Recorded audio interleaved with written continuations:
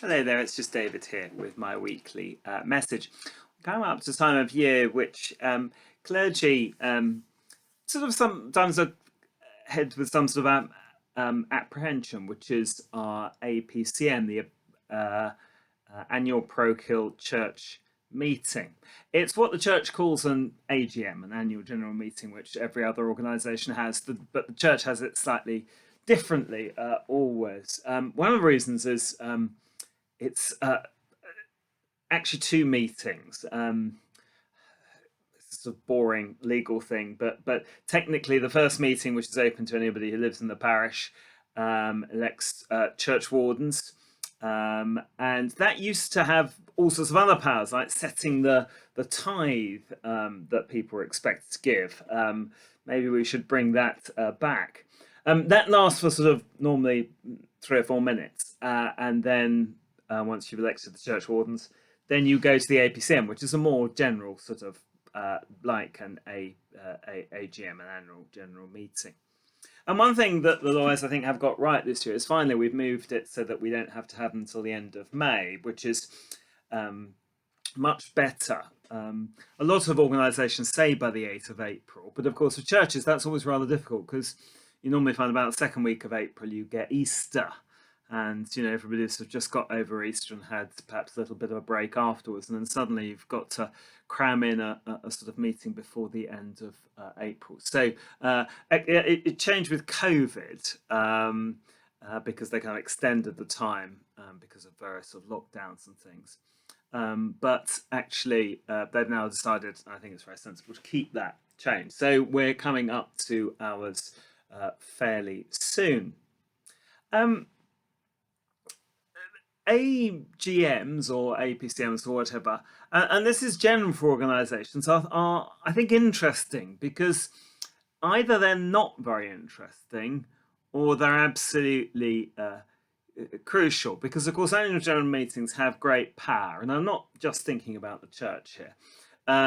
But it tends to be the time you effectively elect your board members. Now we do that with sort of proposing people for the PCC. I mean, the PCC are actually the legal body, the trustees of the church, and of course an AGM. I say again, not just thinking about the church, but a commercial company or a charity or whatever, can propose sorts of motions and things which then that company or that charity or whatever can is bound to follow. There's these things are laid out in law, and they're binding on the organization, and sometimes of course there are big decisions to be made.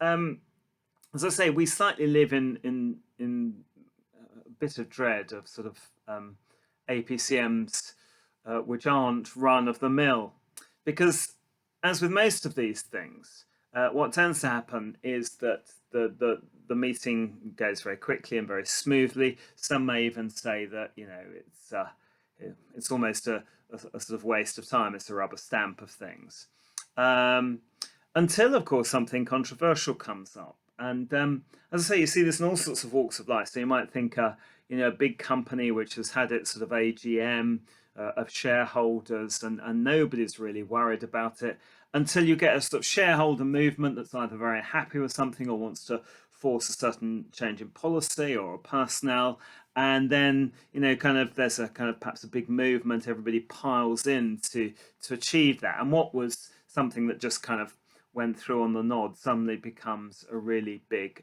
thing. You get it with charities as well, and you do get it with churches. I mean, generally these things go in a fairly sort of straightforward way. But I remember there was a church, I think it was in Cambridge, that wanted to do something to the building of the church, and it was a real sort of cause of division. The people who actually sort of went to church Sunday by Sunday, were in favour. I can't quite remember what the details were, but in favour of kind of this reordering scheme. But those who probably didn't go terribly often, but still regard it as their church, were dead against it, and very unusually then all sort of piled into the annual meeting of parishioners in order to kind of elect their church warden, who could then kind of stop these proposals going through. And that's the sort of thing that made the Church Times and briefly sort of national television or something. And I say that's kind of the reason we all live in dread of these things. Well, we have our annual meetings. I don't know whether they'll be sort of great ructions or revolutions or whatever, but you do look up the dates. I'm not giving that out because there's very different churches, so do come along. Do also think of standing for the PCC. I mean, I know, again, this may be seen as something that's, ties one down. It's a certain commitment, and that's absolutely true. But in the end, it is the legal body that can do stuff. When you talk about, people often talk, don't they, about the church should do this, and you're never quite sure who the church is. And really, there's three ways of interpreting it. I mean, quite often it means the rector should do this. Rector may or may not agree, or the whole church should do this, that. And I think that's probably the best way to think about it. The church should support Christian aid. Absolutely, that's great. Or support Ukrainian refugees. Absolutely right when we say those sorts of things, and that should be everybody, not just one or two. But there are some things. I mean, anything that's kind of legal when it says the church should do this, the church should have a health and safety policy or an up-to-date safeguarding policy. Very, very important things.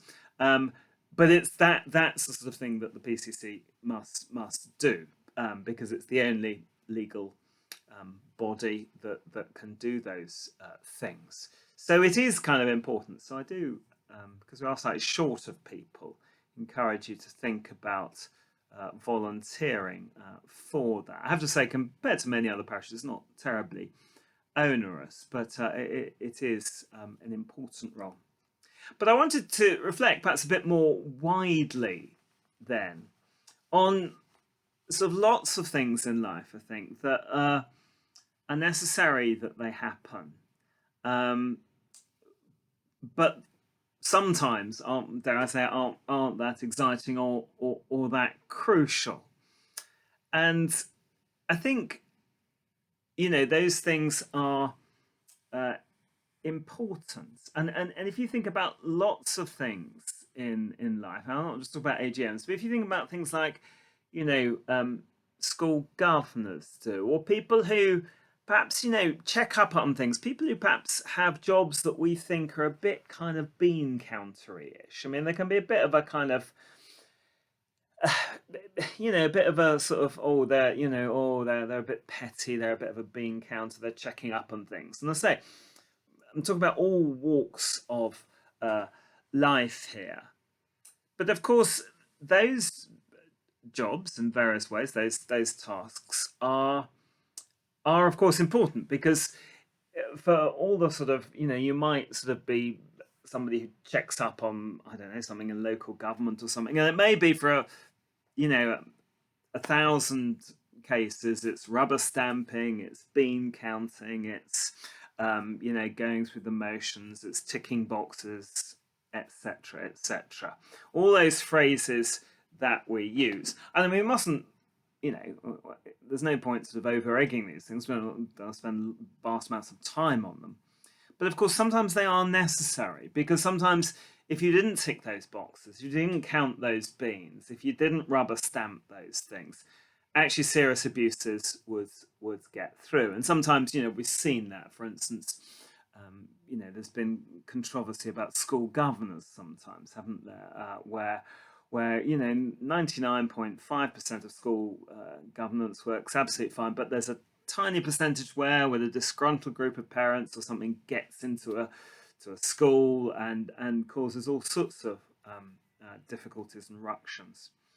And so, it is important that these tasks, these good governance tasks, are performed. So I want to sort of be a bit in praise of people who tick boxes and bean count and all the rest of it, because I think doing it just well and methodically and efficiently and getting on with it, just making sure it's done, just allows organisations to flourish. If you know that your accounts have been checked and that people have been appointed properly and that bits of paperwork have been done. It does mean that actually the more perhaps the more interesting things can happen. But I think it's really important we support those people who do those sort of fairly ordinary tasks, and make sure those things work properly so that organisations can flourish. And also importantly, as I say, that we avoid sort of things going off the rails, abuses and scandals and everything else. So everybody has their role in life, and as I say, today for those who help run AGMs, well done. Thank you.